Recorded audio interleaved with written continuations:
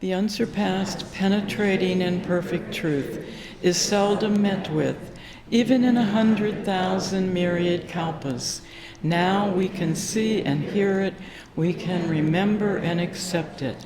I vow to make the Buddha's truth one with myself. Homage to the Buddha, homage to the Dharma, homage to the Sangha.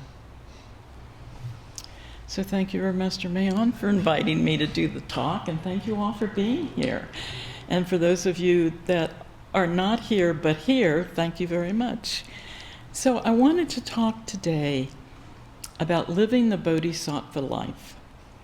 What can I tell you about that? We all know, but I'm going to say a few words anyway. As most of you, or all of you probably know, since early June, we've had 2 monks in home hospice care, and Reverend Renee Doak died very recently, and Reverend Master Mako Jones is in her dying process. I don't know how many of you have been with someone that's dying, but for me, it's been a really inward-looking experience. Reverend Mako and Master Mako and I were friends in Seattle before we ever became monks, so it's been a long time ago. And we're both the same age. So I look at her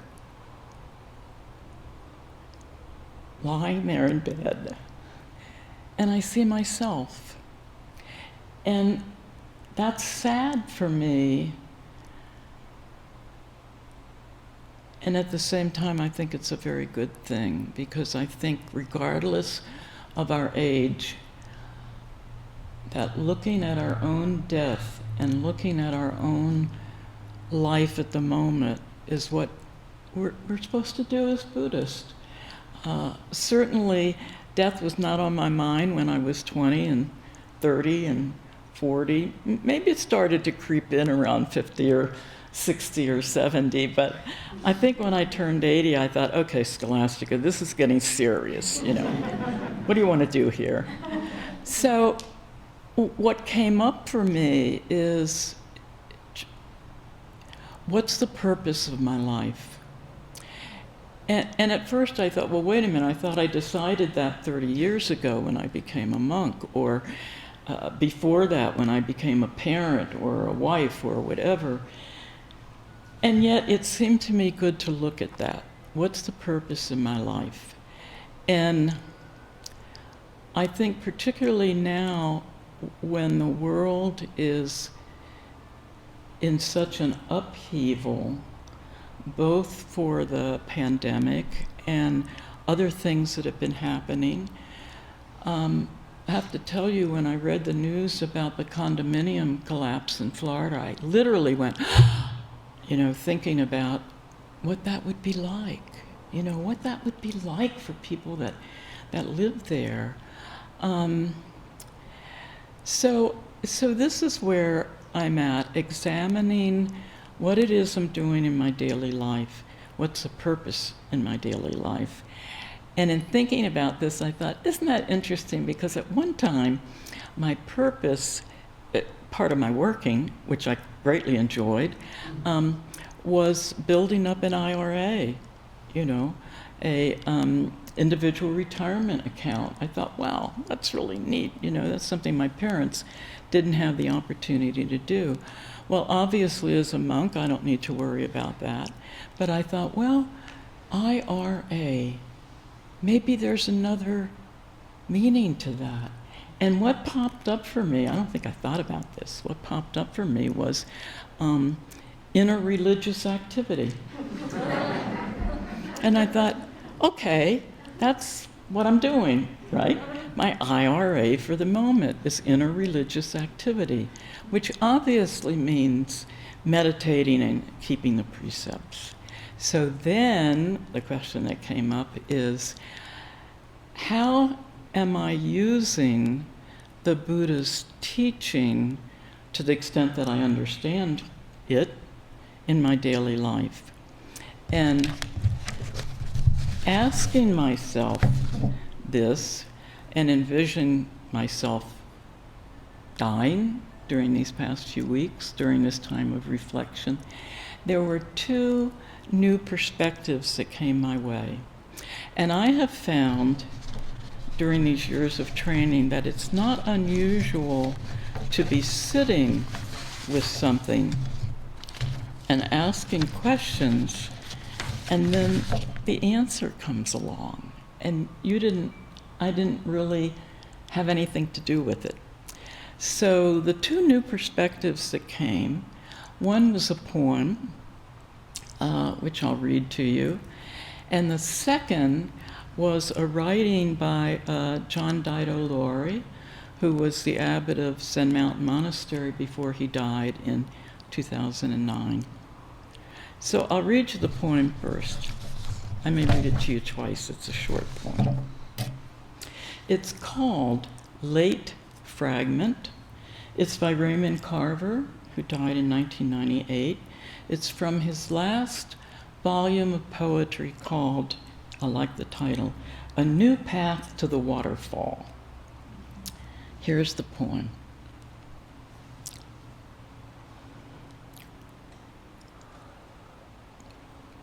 And did you get what you wanted from this life? Even so?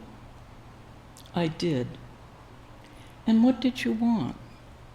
To call myself beloved, to feel myself beloved on the earth. And somehow that just touched my heart when I read that. And when I sat with it and thought about it, I thought, gee, I would never think of calling myself beloved. And what does it mean to call myself beloved and call myself beloved on the earth?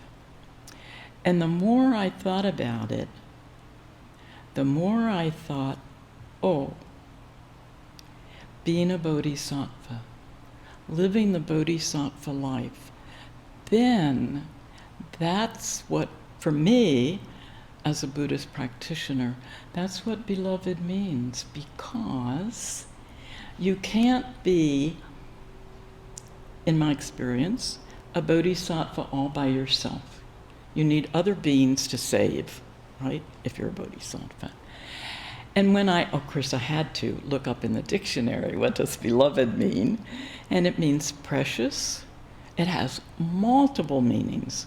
Precious, treasured, revered, venerated, value. And I thought, oh, gosh, it also means worthy of love.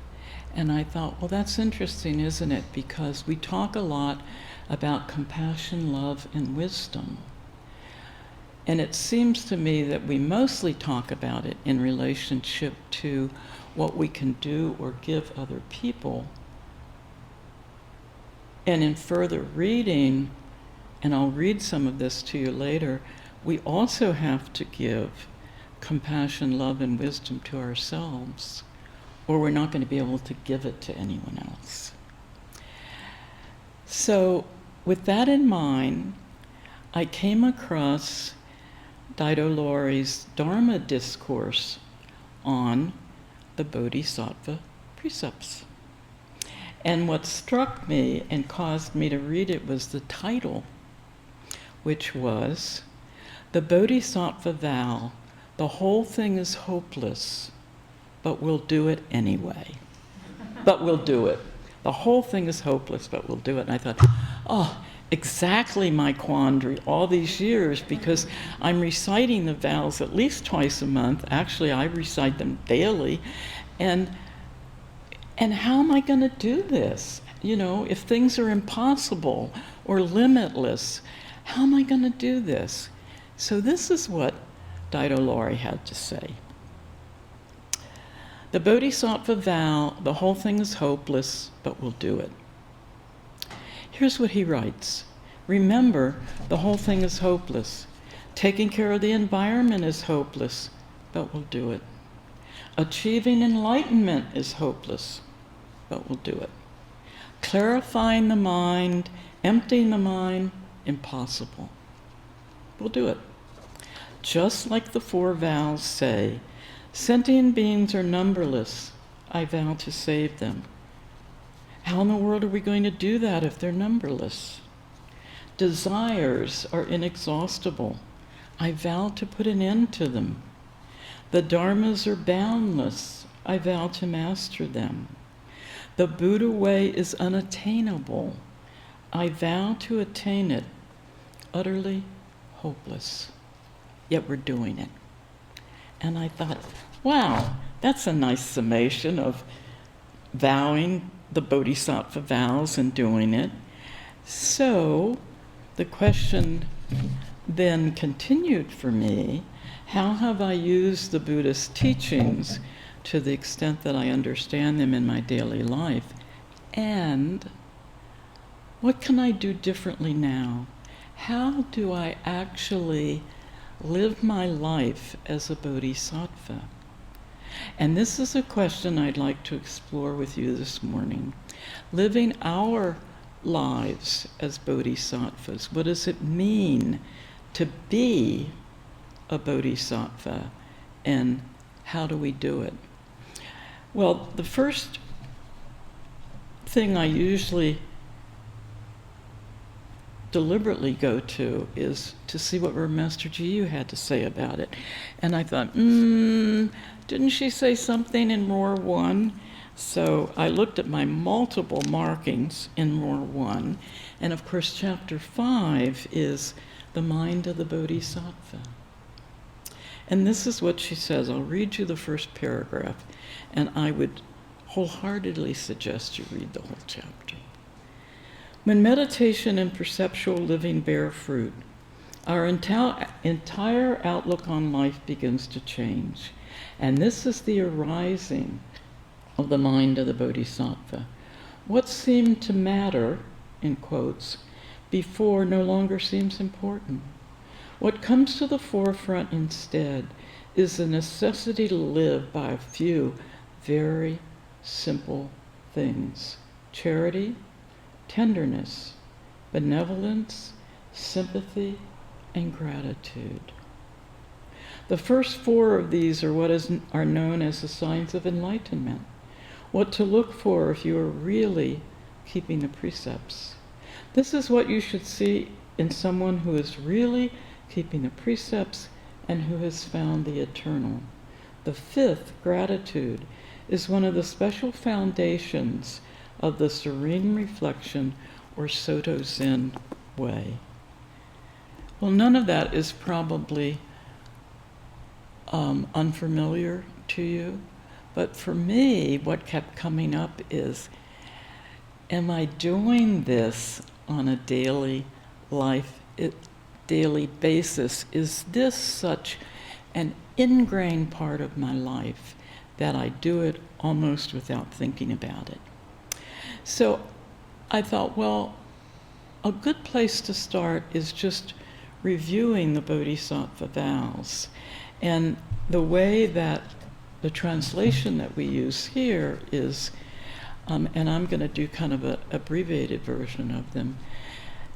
Beings are innumerable, I vow to save them all. The passions are inexhaustible, but I vow to transform them all. The Dharma is limitless, I vow to comprehend it completely. The Buddha's truth is infinite, and I vow to realize it. Now, I say those vows to myself, or at least I try to, every evening when I do my transfer of merit ceremony. But that's not to say that I think of them very often during the day. But when I make a mistake, when I break a precept, when I don't keep the vow, it comes to mind. And I wish I could say that those mistakes are getting less, and maybe they are, but they seem to me to be getting more. Maybe I'm noticing them more, and I guess that's a good thing. Now, the interesting thing to me is that these 4 Bodhisattva vows only work. They can't work by themselves. They only work if we also practice the 16 precepts, taking refuge in the Buddha, Dharma, and Sangha, doing no harm, doing only good, do good for others, and the life-affirming precepts. And there are many different versions of the precepts. I was caught by the fact that it seems to me, if I'm reading correctly, the Zen Center and other places, including Daidolori's monastery in Mount Tremper, call them the Bodhisattva precepts. And I thought, well, of course, that makes sense, right? I mean, they're not just precepts, they're a way to live the Bodhisattva life. So I know you're all familiar with this, and I hope this doesn't put you to sleep. But I'm going to recite those 10 precepts. And I'm going to recite the way that we usually say them, which are the do-nots. And then there's also another way. Reverend Mr. Daisley wrote a more, instead of what you might call a negative version, an affirmative version. So there's do not kill, which you can also say means affirm life or nourish life. To honor the body, do not misuse sexuality. Do not lie, manifest the truth. Do not cloud the mind, proceed clearly. Do not speak of others' errors and faults, but see the perfection in others. See the Buddha nature in others. I'm told that Reverend Master Chiyu would say, if you look with the eyes of a Buddha, you will see the Buddha. And I thought, right. So when I look at another monk and I'm criticizing what they're doing, or I'm judging what they're doing or don't doing, I'm not really seeing the Buddha nature. I'm not really seeing their perfection. And I'm sure if I were still in the world, that would happen to me even more often. Do not elevate the self and blame others. To realize the self and the other as one. That's the oneness that we talk about. That's not separating ourselves from others.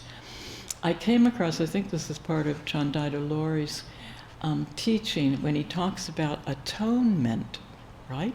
A-T-O-N-E-M-E-N-T, at one-ment, being one. So when we recognize the problems that we have, when we make confession twice a month during our Bodhisattva vows ceremony,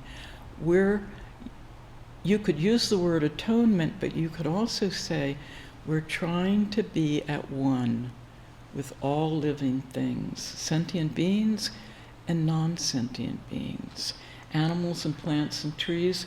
Dogen used the term post and fences. Do not be withholding, give generously. So if we're stingy with ourselves, we're going to be mean and stingy with other people. Do not be angry. Another way of looking at that is to actualize harmony. To try to be in harmony with other people also means being in harmony with ourselves. And being in harmony with ourselves is keeping the precepts. That's how we stay in harmony with ourselves. Do not defile the three treasures, the Buddha, Dharma, and Sangha. So we experience the intimacy of things. We need to look more deeply, and we need to look more closely at what we're thinking, and what we're saying, and what we're doing. Because if we're not intimate with ourselves, we're not going to be able to be intimate with other people.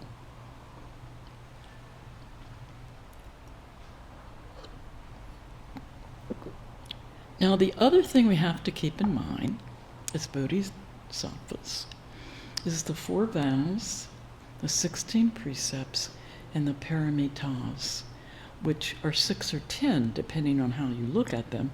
And they kind of interweave with the precepts: generosity, morality, patience. Still working on that one. Vigor, concentration, and wisdom. So when you really sit down and look at these, you can see that, you can see different things. We'll all see different things. We see things differently. But they all intertwine.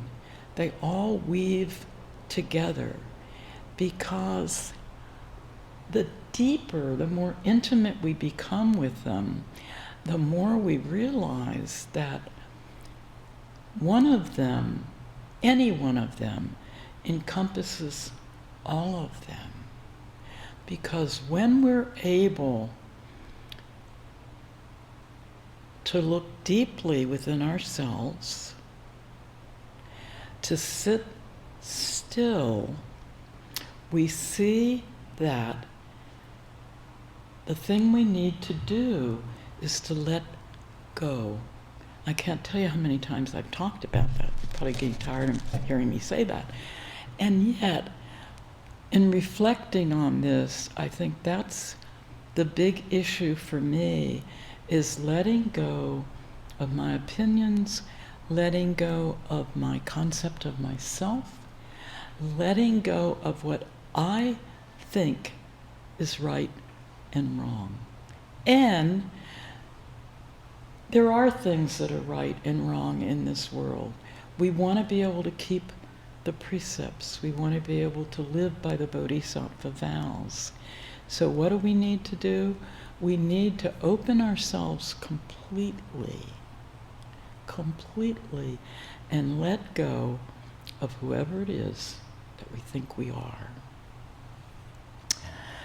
So of course it brings me to the question of, how is being a bodhisattva different than what I'm doing? So it's simple. It's what I've just said. We don't need to keep the precepts. We don't need to practice the precepts. We need to be the precepts. This is all about being. It's a step more intimate. It's a step more deeper. We need to be the precepts. We need to be the paramitas. That's pretty simple, right? But I didn't say it was easy. I just said it was simple. So what are the things I think about when I want to do that? I think about awareness. I think about intent. I think about being mindful. I think about having foremost in my mind the wish to help all beings. And all beings, this was kind of revelatory to me. It means the ones I like, but it also means the ones I don't like. The ones I'm critical of, the ones I'm judgmental of. Well, what do I do about all those people that are doing serious harm in this world? I offer merit for them, and I realize that somewhere inside, regardless of what religion they profess, there is the Buddha nature, there is God, there's whatever you want to call about it, whatever you want to call it. And I just need to offer merit and to recognize that if I were in their place, with their karma, maybe I'd be doing the same thing. Can I have a little sympathy for them? So for me, it kind of boils down to oneness and recognizing no separation, even when it seems there's an enormous difference between me and thee. So letting go of my whatever, particularly my comfort zone. You know, when I worked in journalism, it was long enough ago that there was hot type. So you got used to seeing things as letters, right? And I realized when I was looking at the word me, M-E, that if you turned those letters upside down, you'd get a W in place of an M. You'd still have an E, so you'd get we instead of me. So I thought, oh, that's a nice reminder. So when I think about me and what I like and what I don't like, I can just visualize it as a hot piece of hot type being turned upside down, and the me turns into we. So that was a good reminder for me. So I'm going to talk a little bit before we close about the bodhisattvas that we know and the bodhisattvas we don't know. Well, we're mostly familiar, those of us that are practicing Buddhist. We know about Avalokiteshvara and Samantabhadra and Manjusri and Jizo and Maitreya. These are, the scriptures tell us, enlightened beings whose aim or purpose is to help others. Now there are other bodhisattvas that are less familiar, that are ordinary people, just like you and me. There's this lovely book that I came across some years ago called Bodhisattva Archetypes. It's by Taegam Dan Layton. And in it, he talks about the classic bodhisattvas, but he also talks about people that we don't necessarily think of as bodhisattvas. Martin Luther King, Mother Teresa, Muhammad Ali, Albert Schweitzer, John Coltrane, Bob Dylan. And I thought, wow, I never thought of those people as bodhisattvas. But he goes into his looking at them as what they are doing to help others. So it's been a very enlightening book for me. And I'll just read you one paragraph from it. The life of the bodhisattva is in ordinary, everyday activity, in simple acts of kindness and gestures of cheerfulness. Bodhisattvas are functioning everywhere, not as special saintly beings, but in helpful ways we may barely recognize. The bodhisattvas are not glorified, exotic, unnatural beings, but simply our own best qualities in full flower. So we already have what we already need to be a bodhisattva.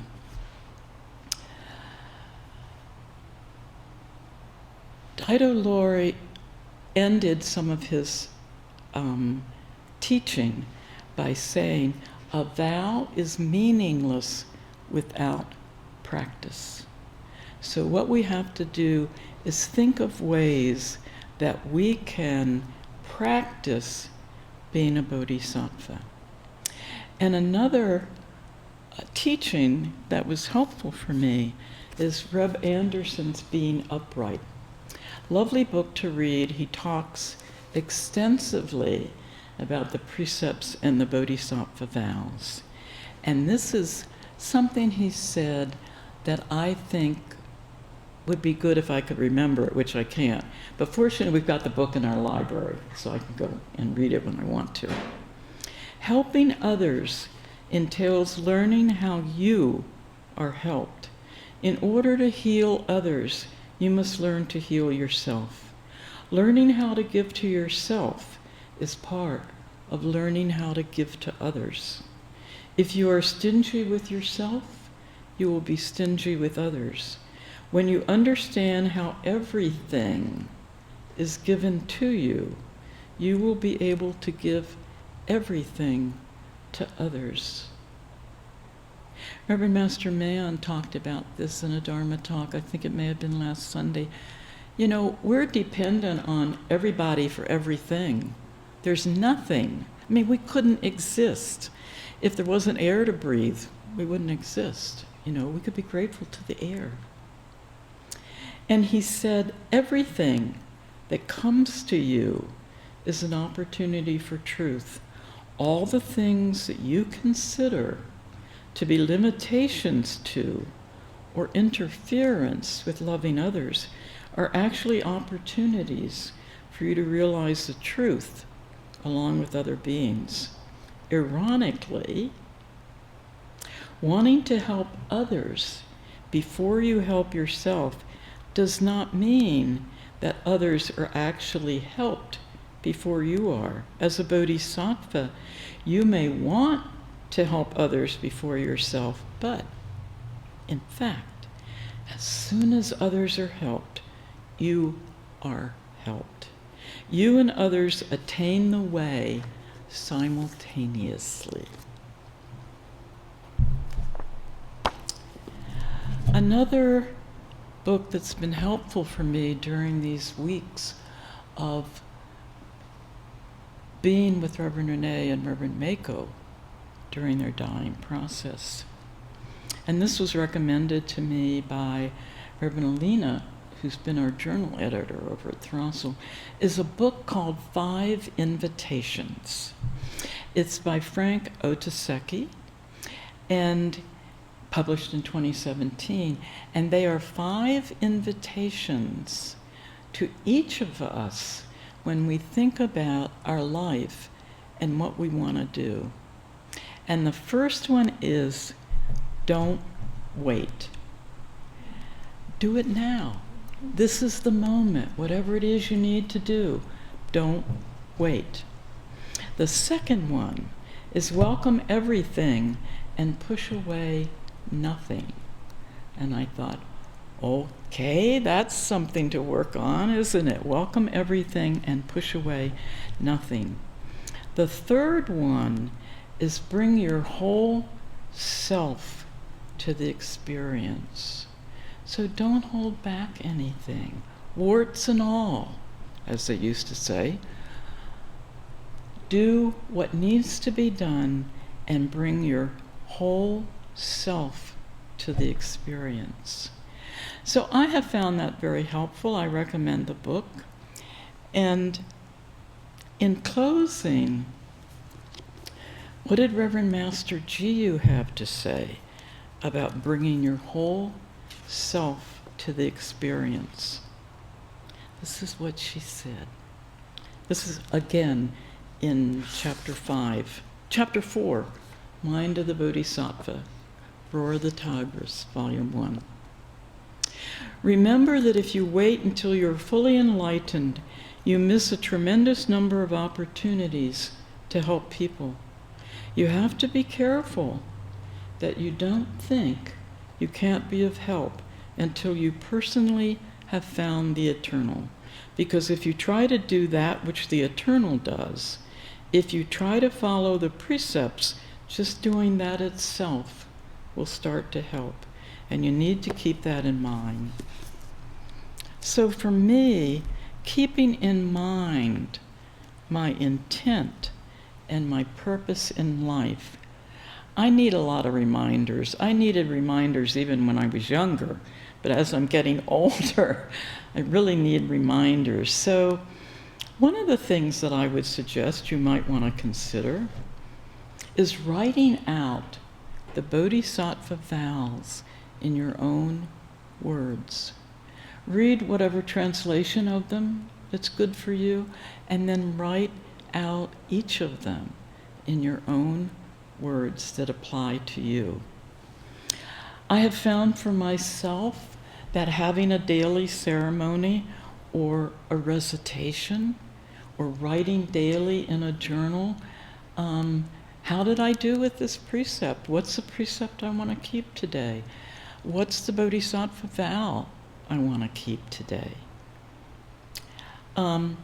Remember your interreligious activity, your IRA. And the other thing that bounced out for me when I was thinking about that, I thought, there's a lot being said politically and technologically about a 5G society. Some of you have come across that, right? And I thought, I don't need a 5G society. I just need a 2G society. Generosity and gratitude.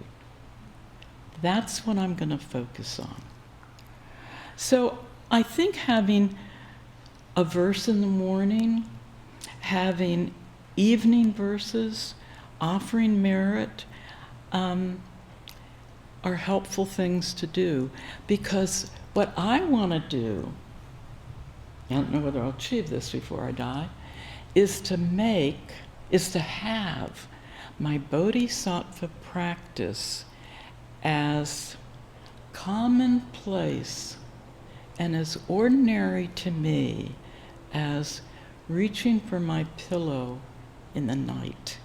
That's a wonderful phrase that Dogen uses. And what it means is that when we reach for our pillow in the night, we don't have a design, we don't have a plan, we just do it. And that's what we want to do with our bodhisattva practice, is have it be, we want to be so intimate with it. We want to have it such a part of ourselves that we don't have really to think about it. But I'm going to need to think about it for a while, and I need those reminders. So in closing, I would say, if you want to think about it this way, that when you get up tomorrow morning, keep in mind that the next bodhisattva you see is going to be you. Homage to the Buddha, homage to the Dharma, homage to the Sangha. So thank you all very much for coming, and may you have a good day and a good week.